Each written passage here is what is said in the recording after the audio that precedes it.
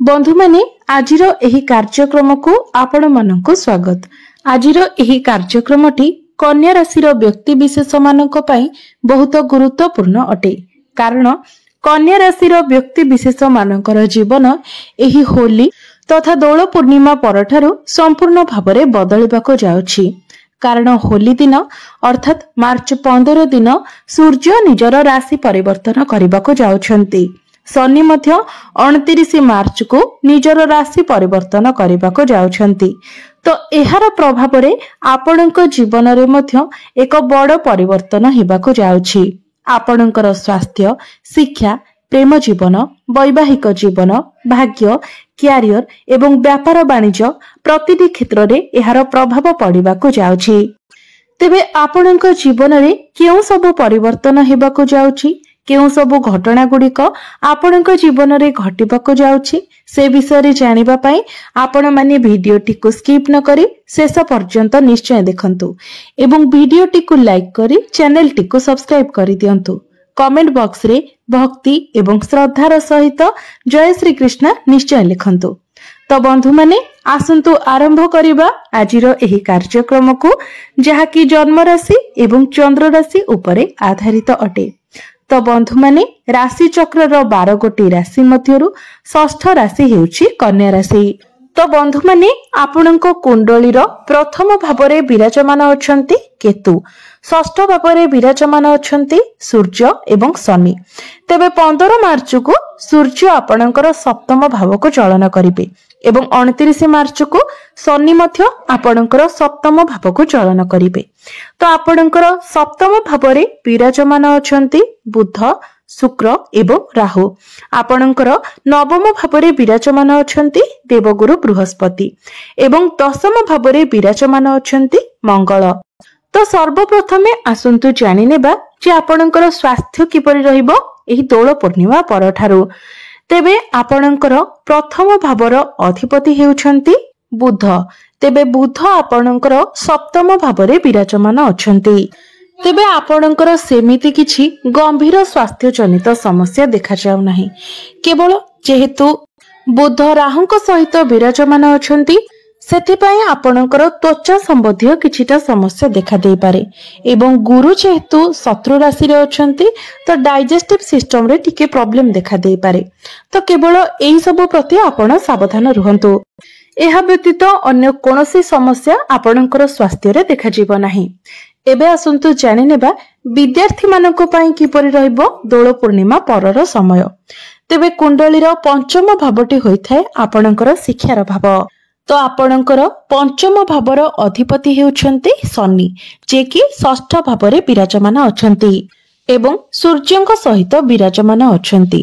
तेबे 29 मार्च को शनि आपणकर सप्तम भाव को चली आसीबे एवं तापरे संपूर्ण 2.5 वर्ष पर्यंत शनि आपणकर सप्तम भावरे ही रहिबे।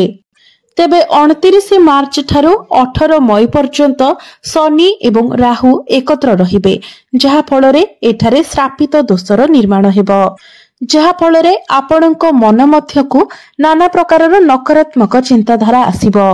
तो 18 मई पर्यंत आपणक आपणक पाठ पढ़ारे संपूर्ण रूप से फोकस करिवार अछि। निजर लक्ष्य स्थल को संपूर्ण रूप से फोकस करिवार अछि। कारण एही श्रापित दोष फलरे आपण निजे ही कंफ्यूज होई जिबे। आपणकु ठीक कोन भूल कोन ता आपण बुझी परिबे नाही। तेणु अन्य सब कथा को छाडी आपण केवल आपणकर पाठ पढ़ारे निजर ध्यान को केंद्रित करबा को चेष्टा करंतु।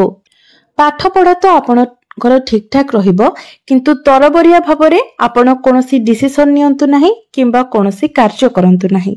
एहा व्यतीत अन्य कहा कथारे पड़ी मध्य आपण कोनोसी डिसिजन नियंतु नाही। एबे आसंतु जानिबा आपणकर प्रेम जीवन किपरि रहिबो एही दोल पूर्णिमा परे। तो कुंडलीर पंचम भावटी आपणकर शिक्षार भाव हेबा सहित पंचम भावटी मध्य होइथाय आपणकर प्रेम जीवनर भाव एवं आपणकर पंचम भावर अधिपति हेउछंती शनि। तेबे बंधु माने आपणकर प्रेम जीवन पई एही दोल पूर्णिमा परर समय बहुत भल रहिबो। कारण आपणकर पंचम भावर अधिपति सप्तम भाव को चलन करिवे। सप्तम भावरे शनि रही आपणकर प्रथम भाव को देखिबे, जहा फलरे आपणकर प्रेम जीवन रे जहाँ भी किसी समस्या चली से सब आपणकर समाधान हो जदि पूर्वर आपणक मध्य कथबार्ता बंद हो जाइथिला ब्रेकअप हो जाइथिला तो पुणी थरे आपणकर मिसिबार जोग बनुछि पुणी थरे आपणक मध्य पैचअप हेबो कथबार्ता हेबो एवं आपणक मध्य संपर्क मध्य मजबूत हेबो किंतु गोटे कथा आपण ध्यान रखंतु जे आपण जिद्दी स्वभाव हेबे नाही निज भितरु आपण जिद्दी को दूरे रखिबे कारण शनिकर दृष्टि जेहेतु आपणकर प्रथम भाव उपर को रहउछि तो एहा प्रभाव रे आपणक मध्यरे जिद्दी स्वभाव देखा देबो। एबा आसंतु जानिबा आपणकर वैवाहिक जीवन किपरि रहिबो एही दोल पूर्णिमा परे। तो कुंडलीर सप्तम भावटी होइथाय आपणक वैवाहिक जीवनर भाव। आपणक सप्तम भावर अधिपति हेउछन्ति देवगुरु बृहस्पति जे कि आपणकर नवम भावरे विराजमान अछन्ति।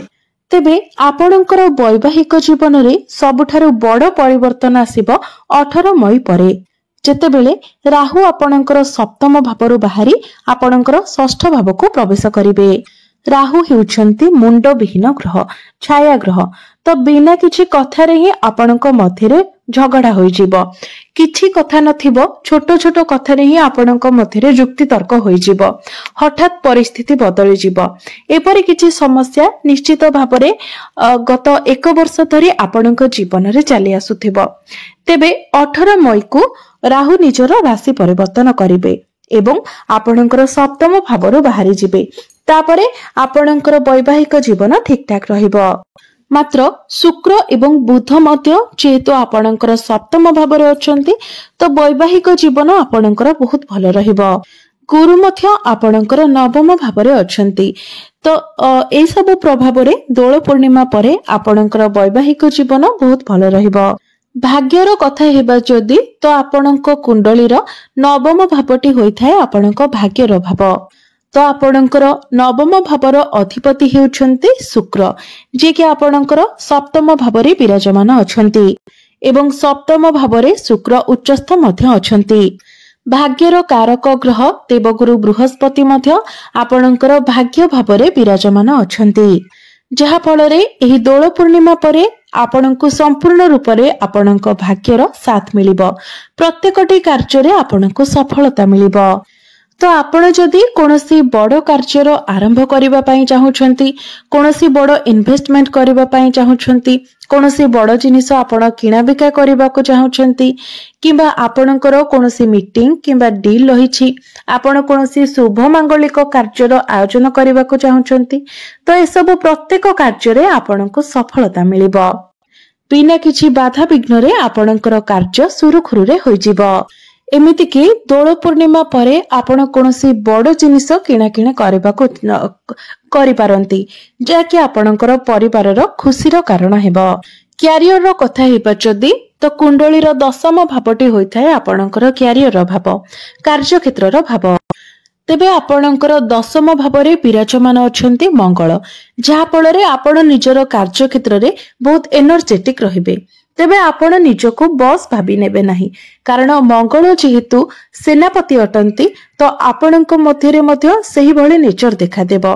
आपण निज हिसाब रे कार्य करबाको पसंद करिवे आपणको डोमिनेटिंग पसंद हेबो नाही।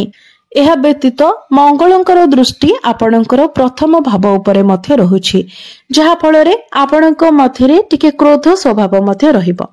तेबे ए सब को आपणको नियंत्रण रे रखिबार अछि। तेबे आपणकर दशम भावर अधिपति बुध आपणकर सप्तम भावरे विराजमान अछंती एवं बुध शुक्रंक सहित विराजमान अछंती जहा फल रे आपणकर कम्युनिकेशन बहुत भल रहिबो। मात्र आपणको क्रोध मध्य अधिक आसीबो तेनु जदि आपण क्रोध को नियंत्रण करि नियंती तेबे आउ सब किछि ठीक ठाक रहिबो। जदि आपण कम्युनिकेशन रो कार्य करूछंती फाइनेंस रो कार्य करूछंती कंप्यूटर लाइन ने अछंती किंबा हार्डवेयर इंजीनियरिंग रे अछंती तो ए सब क्षेत्र रे आपणको बहुत अधिक सफलता मिलिबो।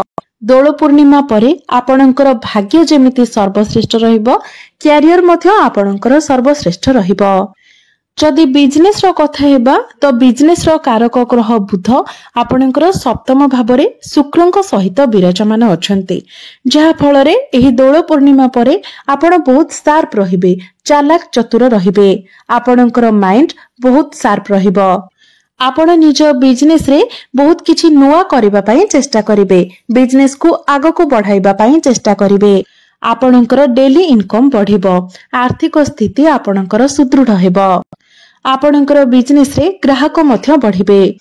तेबे एबे आसंतु जानि नेबा किछि प्रतिकार विषय रे, जो प्रतिकार गुड़िक करिबा द्वारा आपणकर शुभत्व वृद्धि हेबा सहित जहा किछि अशुभत्व रहुछि से सब आपणकर खंडन होई परिबो। तो सेथि पई आपण प्रत्येक दिन हनुमान चालीसार पाठ करंतु, प्रत्येक दिन पक्षी मानकु किछि दाना एवं पानी दियंतु, प्रत्येक दिन आपण विष्णु सहस्र नामर पाठ करंतु एवं प्रत्येक दिन आपण गायत्री मंत्रर जप करंतु।